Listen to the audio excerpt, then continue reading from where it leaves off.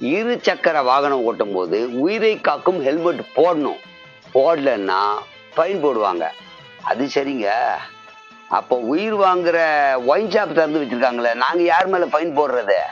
அது அப்படிதான், அதெல்லாம் யாரும் கேட்க கூடாது.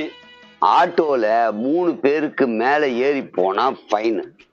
அது நியாயம்தான். ஏன்னா ஏதாவது அசம்பாவிதம் நடந்துருமோன்றதுனால போடுறாங்க. கவர்மெண்ட் பஸ்ல 50 பேர் உக்காரலாம், 25 பேர் நிக்கலாம். ஒரு பஸ்ல 75 பேர் அங்க போறாங்க, அதுக்கு மேல போறாங்களே, அவங்களுக்கு யார் ஃபைன் போடுறது? இப்படிலாம் பேசக்கூடாது, அது அப்படிதான் நடக்கும். குழந்தைங்களுக்கு ஸ்கூல்ல ஜாதிகள் இல்லையடி பாப்பா அப்படின்னு நீங்க தான் சொல்லி கொடுக்குறீங்க. அதே குழந்தைகிட்ட உங்க சர்டிபிகேட் ஃபில்அப் பண்ணோம், உங்க ஃபார்ம் ஃபில்அப் பண்ணோம், நீ என்ன ஜாதின்னு கேட்டுமான்றீங்களே, என்னங்க இது? நீங்க படிக்கிறது வேற, அவங்க அதை கேட்கறது வேற, புரிஞ்சுங்கப்பா. ஓட்டுக்கு காசு வாங்குறது தப்புன்றாங்க. ஓட்டுக்கு காசு வாங்குறது பல லட்சம் பேர், அவங்க மேல நடவடிக்கை எடுக்கிறேன்னு சொல்ற நீங்க, ஓட்டுக்கு காசு கொடுக்கறவங்க குறைஞ்ச ஆட்கள் தான், அவங்கள தேடி பிடிச்சி கைது பண்ண வேண்டியதானே? எப்பா எதனா நடக்கிற விஷயமா பேசுப்பா. கவர்மெண்ட் வேலை செய்யறவங்களுக்கு பென்ஷன் கிடையாது அப்படின்னு சொன்னாங்க. அவங்க பல வருஷமா கவர்மெண்ட் வேலை பார்த்தும் பென்ஷன் இல்லை. ஆனா 5 வருஷம் ஏதாவது கவுன்சிலரோ எம்எல்ஏவோ எம்பியோ பதவி இருந்தா உங்களுக்கு காலம் ஃபுல்லா பென்ஷன் தரணுமா? எப்படிங்க இது நியாயம்?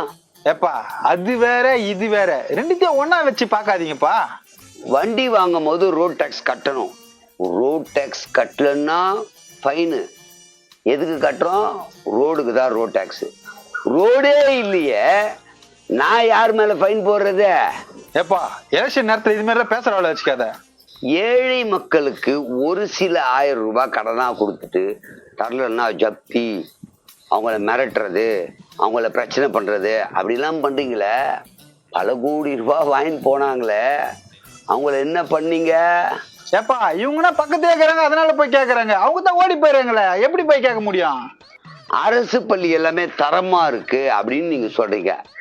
அதனால பொதுமக்கள்லாம் எடுத்துட்டு வந்து அரசு பள்ளியில சேருங்க, தனியார் பள்ளியா நோக்கி போறீங்க அப்படின்னு கேட்குறீங்களே. அரசு ஊழியர்களும் அரசியல்வாதிகளும் தரமான கல்வின்னு சொல்ற அரசு பள்ளியில சேர்க்காம நீங்க ஏன் தனியார் பள்ளியில சேர்க்குறீங்க? இது கூட தெரியாதுங்கிற, ஊருக்கு தான் அவங்க உபதேசம், அவங்களுக்கு இல்ல. ஆட்சி மாறி மாறி மாறி எந்த அரசியல் கட்சி வந்தாலும் ஏழைகளுக்கு இலவசமாக கொடுப்போம் அப்படி இலவசம் கொடுத்துக்கிட்டே இருக்கீங்களே. இவ்வளவு ஆட்சி மாறியும் ஏழைகளை ஏழைகளாவே வச்சிருக்கீங்களே, இலவசம் இன்னும் கையேந்திர மாதிரி வச்சிருக்கீங்களே, அவங்க வாழ்க்கையை முன்னேற்றவே இல்லையே, என்னங்க? ஏப்பா அவங்க முன்னேறிட்டா இவங்க எப்படிப்பா அரசியல் பண்ணுவாங்க? ஏங்க மழை காலம் வந்துச்சுன்னா ரோடெல்லாம் தண்ணி நிக்குது, மக்கள் எல்லாம் அவதிப்படுறாங்க. உடனே நீங்க என்ன பண்றீங்க? தங்கறதுக்கு ஸ்கூல்ல போய் தங்க வைக்கிறீங்க, சாப்பாடு கொடுக்குறீங்க, துணிமணி கொடுக்குறீங்க, பெட்ஷீட் கொடுக்குறீங்க, கொசுவத்தி கொடுக்குறீங்க, எல்லாம் கொடுக்க வருஷா வருஷம் பல கோடி ரூபாய் செலவு பண்ணி மக்களுக்காக இவ்வளவு பண்றீங்க. ஒரே வருஷம் அந்த பல கோடி ரூபாய் நீர் தேங்காம இருக்கிறதுக்கு என்ன வழியோ அதை பண்ணிட்டீங்கன்னா மீதி வருஷா வருஷம் அந்த பணத்தை எடுத்து மக்கள் நலனுக்கு ஏதாவது செலவு பண்ணலாம்ல. வருஷ வருஷம் மக்களுக்கு எதனா கொடுத்தா தான் ஞாபகம் வச்சுப்பாங்க. ஒரே வருஷத்துல தண்ணி பிரச்சனை சரி பண்ணிட்டா மக்கள் எப்படி ஞாபகம் வச்சுப்பாங்க? ஏங்க வேட்பாளரா போட்டியிடும் போது அவருக்கு சொத்து விவரத்தை தராங்க, இவ்வளவுதான் இருந்ததுன்னு. அடுத்த 5வது வருஷம் அவர்கிட்ட ஏகப்பட்ட சொத்து இருக்குங்க.